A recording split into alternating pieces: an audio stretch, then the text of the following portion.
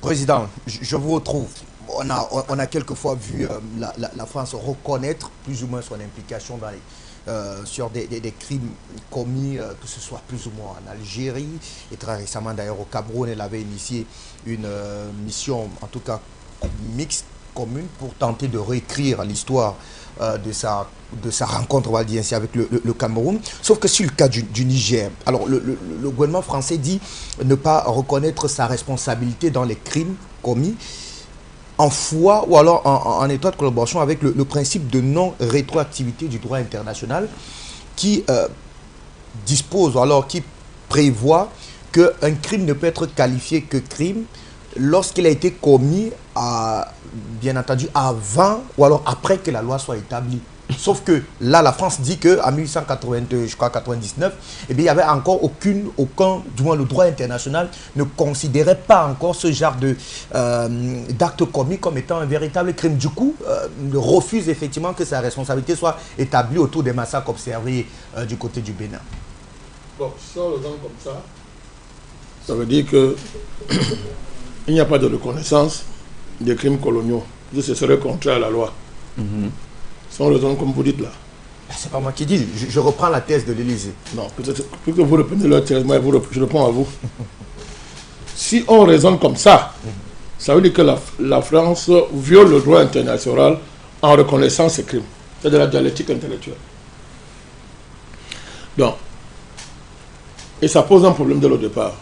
Vous êtes dans le bateau de ces gens, quand vous reprenez leur concept, leur paradigme.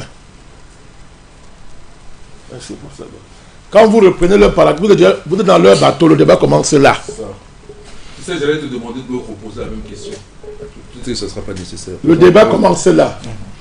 Vous me racontez quoi? Le principe de prescription. C'est quoi ce machin? On peut aussi décider de non-rétroactivité. Et au nom de quoi on a jugé les crimes nazis. Ce principe sort d'où?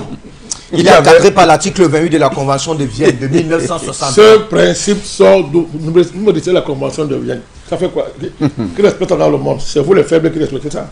Est-ce que les Occidentaux respectent la Convention de Vienne? Ils la violent tous les jours.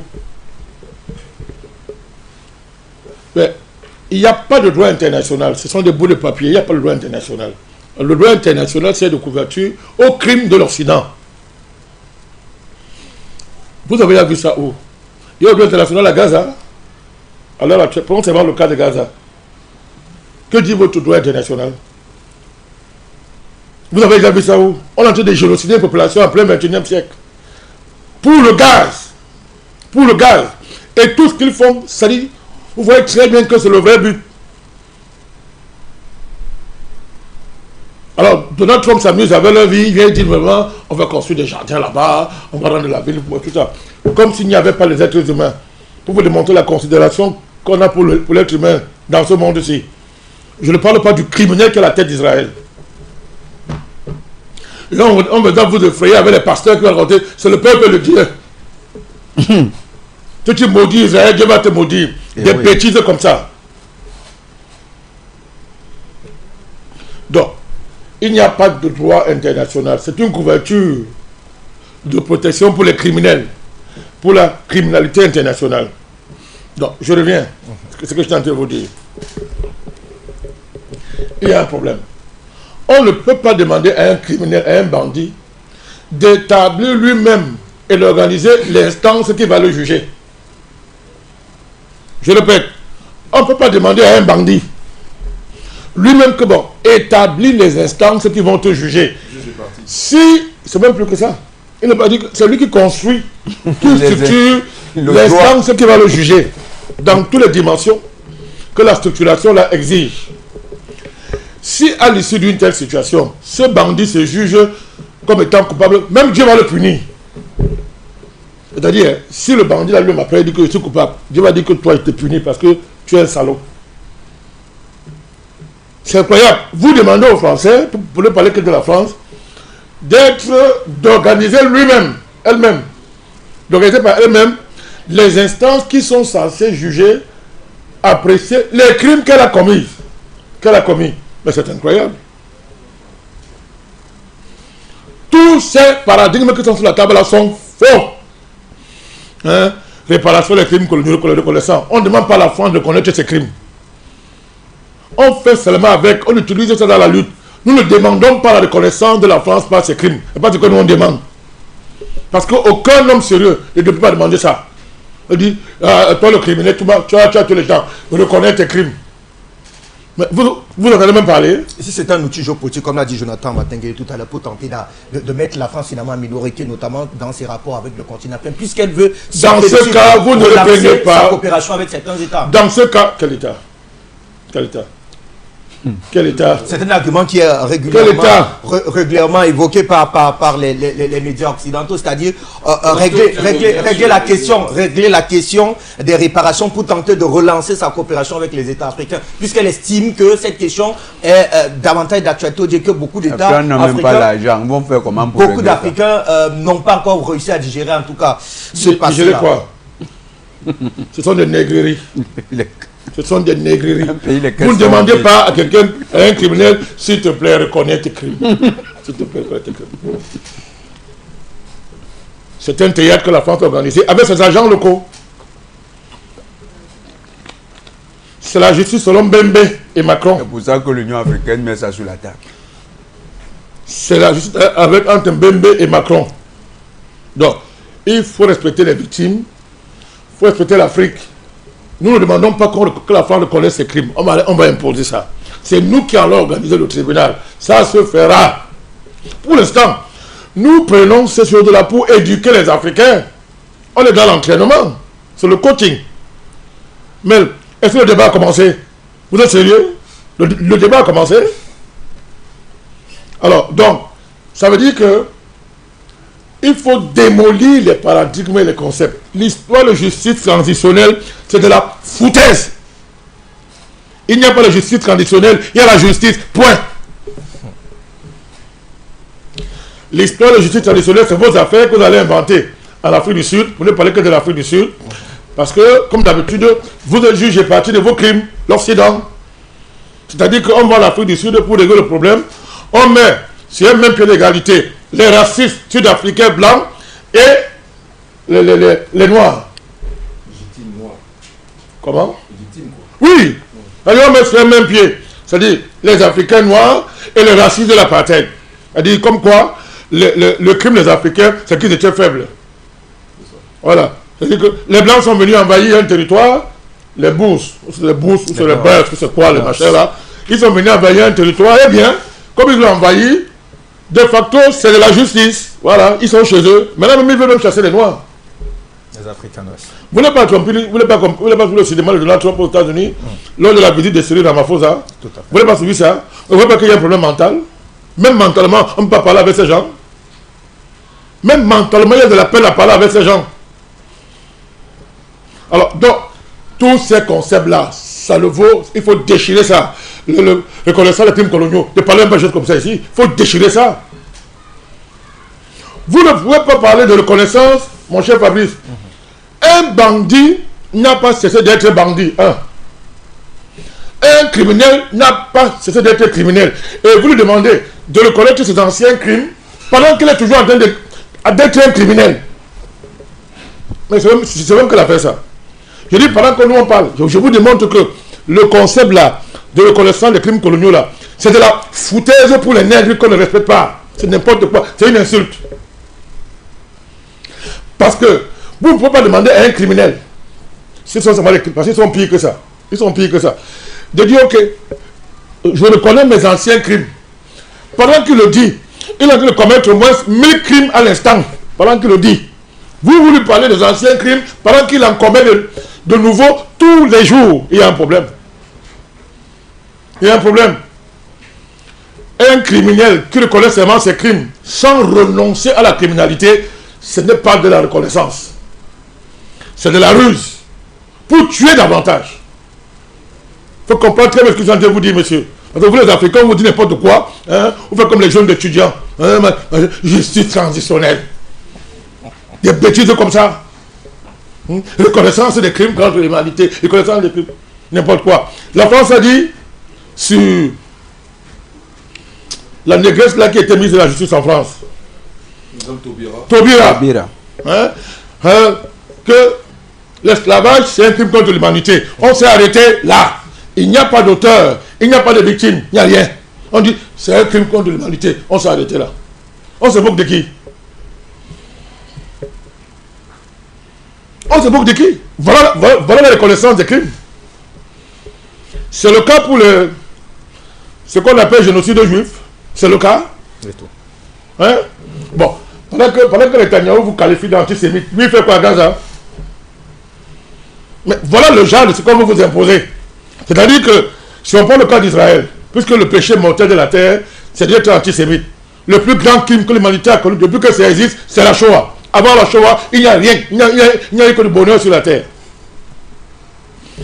Vous êtes en train de condamner les crimes d'Israël à Gaza et son génocide. On vous oppose, on vous dit, tu es antisémite. Comme quoi, on a tué les Juifs sous Hitler, eux, ils tuent les Palestiniens, ils les génocident. Interdiction de dénoncer ça parce que, en le dénonçant, tu es un antisémite. Or, toi qui parles, tu n'as jamais tué un Juif. Ça dit que ça ne touche même pas ton esprit. Mais vous ne voyez pas ce qui se passe. Ces concepts sont des concepts faux, inappropriés. On n'y parle pas de justice. C'est de l'impérialisme intellectuel. C'est de l'hégémonie intellectuelle. C'est le criminel qui juge ses crimes. Ce n'est pas ça de la justice. Il faut le rappeler tous les jours. Alors nous parlons. Vous parlez du Niger, non? Ouais. Vous pensez qu'il est sérieux de demander la réparation, la reconnaissance des crimes coloniaux du Niger, alors qu'il y a les crimes néocoloniaux là, tous les jours au Niger? C'est-à-dire que vous séparez les crimes coloniaux des crimes néocoloniaux qui sont la continuité de la chaîne de criminalité coloniale. Je laisse l'esclavage. C'est-à-dire que c'est une même chaîne qui continue. Vous venez séparer la chaîne dans vos têtes. Oh non, reconnaissance des crimes coloniaux. Mais le monsieur est en train de tuer tous les jours. C'est-à-dire que vous êtes en train de nous dire que, ok, à partir du moment où quelqu'un reconnaît les crimes coloniaux, il peut en perpétrer des crimes néocoloniaux. Tu dis que tu as fait cette démarche-là. C'est-à-dire que je demande l'autorisation. Une fois que j'ai reconnu mes crimes coloniaux, j'ai seulement reconnu, il n'y a pas de réparation. Parce que ça, vous l'avez dit, ils ne veulent pas entendre parler. Ils se cachent derrière une saleté juridique. Vous appelez ça quoi? La prescription. Que normalement, quand le crime a été commis, la loi n'était pas encore promulguée. N'était pas encore promulguée. Tu me reposes la question, s'il te plaît. D'accord. Non, je vous dis que j'appelle ça saleté juridique. Je te dis pourquoi c'est faux. Je dis que tu es gentil, je dis saleté juridique. Okay, on ne dit pas les choses comme ça quand on fait un débat sérieux. Prescription, c'est pas la prescription. Le principe de non-rétroactivité. N'importe quoi. Oui, c'est un peu la même chose. En droit international. C'est un peu la même chose. De non-rétroactivité, c'est ça? C'est-à-dire que gros mot, la loi d'aujourd'hui ne s'applique pas hier. Gros mot pour couvrir les crimes. Le tribunal de Nuremberg. Il a été installé sur quelle base? N'importe quoi. Il raconte des histoires. Le crime, Jonathan. Le crime des crimes est différent des autres. Alors, écoutez très bien ce que tu as de vous dire. Ouais.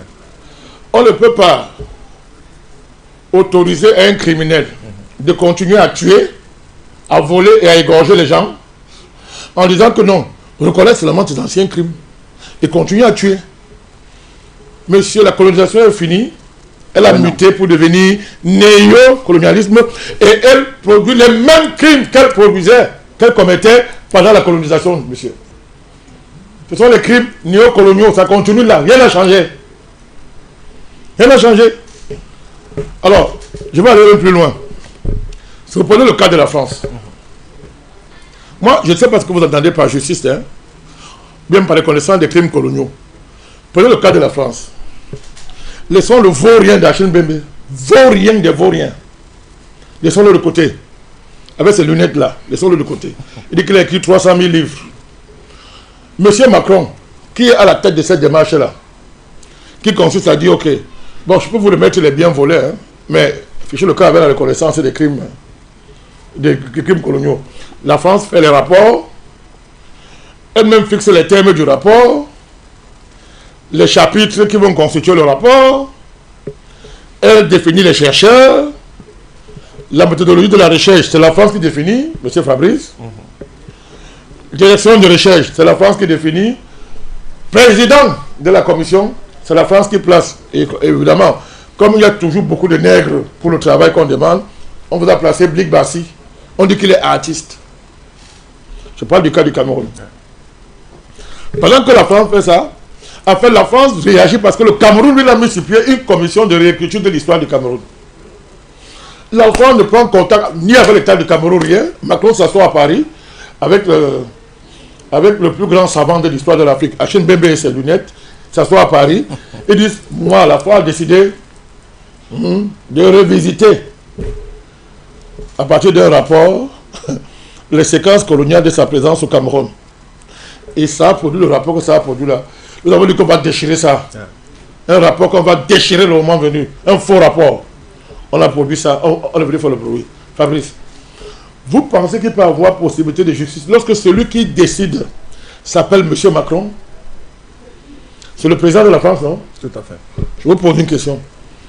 Comment faites pour déconnecter la justice avec les grands idéaux qui nourrissent, fondent en termes de principes et de justice?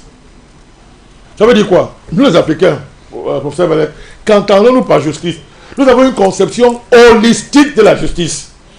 On ne sépare pas la justice des idéaux civilisateurs élevés de la communauté. Parce que l'idéal de justice, mon cher Fabrice, la justice juridique n'est que la partie, n'est qu'une conséquence, n'est qu'une retombée du grand idéal de justice qui est le concept phare d'une société. Or, du point de vue africain, de ce point de vue, monsieur Fabrice, comment peut-on parler avec un monsieur qui nie les valeurs les plus humaines fondamentales? Quelqu'un qui nie ça.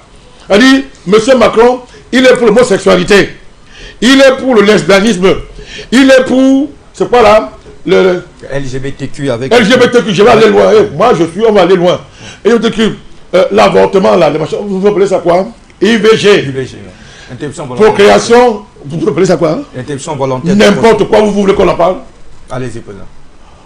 Allez voir ce qu'on fait de cette affaire en France et en Europe. Les souches là sont récupérées, ça sert à quoi? C'est dans vos aliments. C'est dans vos médicaments. Ah ça? Ah bon? Vous le saviez pas? Parce qu'on vous a présenté Mme Simone Veil. Mais ils sont capables de les jeunes filles africaines là, quand on les enseigne la fausse histoire là, à l'école, comment on présente Mme Simone Veil? Ceux-ci ne sont pas encore spécialisés. Simone Veil, vous la connaissez? C'est elle qui est la prétendue mère de cette loi en France, IVG. Parce que tout ce qui est bon pour la France est bon pour vous. C'est elle. Franc-maçonne, une sorcière. Même si elle est décédée, je rappelle ça, c'est clair. Procréation assistée, des trucs comme ça. Allez voir ce qu'il y a derrière ces choses. Vous pensez qu'un monsieur qui vient dire à un enfant de 4 ans à l'école que tu peux faire la sodomie, tu peux faire les partous, tu peux aller avec ton frère, tu peux faire la fellation et tout. 4 ans. Être capable de concevoir la justice, vous êtes sérieux? Je prends le cas de M. Macron, je ne parle pas des autres, tous les dirigeants occidentaux sont dans cette affaire, et tous. Leur élite pédophile est dans cette affaire. Vous connaissez la pédophilie, c'est que c'est? On vous dit que l'enfant de 4 ans est consentant, avec un vieillard de 50 ans, 55 ans, 60 ans. Prenez un pays comme la France, c'est quasiment un pédonome. C'est plus un débat, c'est démontré. Quelle justice ces gens peuvent penser? Jusqu'à on s'assoit, vous allez parler avec eux. Macron veut faire un rapport. Macron, c'est l'être humain. Ce sont les humains qui peuvent parler de la justice, pas des extra-humains. On ne sait même pas d'où ils sortent. Quand on va restituer les biens. Et auparavant, on vous a dit que vous n'êtes pas en mesure de les garder. Vous n'avez pas lu ça? Si. Bon, comment ils ont pris ça? Comment ils ont eu ça? Puisque ça a été volé en Afrique. Oui, parce que c'est une honte qu'on nous remette nos biens volés, avec des conditions. Et ça, ce sont la Hachin Bembe et sa bande. Donc, il faut arrêter ça. Quand on entend ces choses-là, bon, pour l'instant, on laisse, on dit ok. Mais, vous savez, Macron fait ça avec le Rwanda, non? Ah, vous dites oui, hein. Vous l'appelez la commission, non? mise en place pour, entre guillemets, faire la lumière. Mais là, au moins, au Rwanda, il a reconnu son implication dans le génocide. Il n'a rien reconnu. Je vous dis que quelqu'un qui reconnaît ses anciens crimes, alors qu'il est en train d'en perpétuer de nouvelles, ne reconnaît rien. La preuve. Quand qu'est-ce qu'on fait le théâtre là pour le Rwanda? Ça aboutit à quoi? À quoi? À une alliance entre Macron et Kagame, non? Tout à fait. Pour piller quel pays africain? La RDC. Ah, combien de morts? 18 millions. Parce que vous êtes gentil. Mais c'est devant vos yeux. On vous dit qu'on fait la justice dans un livre. Et quand on parle de justice, c'est dans un livre. La justice, c'est un idéal, mais c'est concret. On voit le criminel là. Est-ce qu'il change? Quand on le voit là, est-ce qu'il veut changer? Ces États sont des criminocraties, ils n'ont jamais changé. Ils continuent à tuer. Mais là, ils veulent exterminer l'espèce humaine. C'est à ce niveau qu'ils sont. L'homme robotisé va remplacer l'homme normal. Et on va se retrouver avec 3 milliards d'hommes inutiles sur la Terre. C'est là où on est aujourd'hui. Parce qu'on en veut 100 millions trop sur la Terre. C'est dit, c'est assumé, c'est public. C'est connu de tous. Ah, c'est connu de tous. Et vous voulez faire la justice avec les gens comme ça? L'Afrique arrive. Ils déclenchent ces mouvements-là parce qu'ils savent que ce sont des sorciers. Ils lisent. Hein? Ils consultent les marabouts, ils lisent même leurs mains. Hein? Ils ont toutes sortes de sortilèges qu'ils font. Ils voient ce qui arrive. Un continent presque vierge. Si 10 Africains, vous avez 7 jeunes de moins de 30 ans. C'est-à-dire que dans leur classement là-bas, à l'ONU, quand ils parlent de dividendes démographiques, l'Afrique est en train de battre le record. C'est-à-dire que la population croît en nombre, mais demeure extrêmement jeune. Tout à fait. Alors que là-bas, la population est en train de finir. Je vais être gentil. Ils te disent que non, mais comment on va gérer ça? Mais ils développent les réponses. Donc l'Afrique arrive. C'est la peur là qui fait. Vous n'avez pas vu la Belgique venir de mettre la dent de Lumumba? Hein? Avec son fils à côté. Tout à fait. Avec son fils. Régnant l'héritage de son père. Vous n'avez pas vu ça? Donc l'Afrique arrive. Aux côtés de l'Afrique arrive. L'assassin de son père, tout sourire, avec un joli costume. On dit réconciliation parce qu'on a créé un fonds pour la démocratie. Juste une dent d'ailleurs de son défunt père. C'est une vraie dent, c'est une fausse dent, c'est fabriqué qui en sait. Bon alors on l'a mis là pour que ça vaut le caution, n'est-ce pas?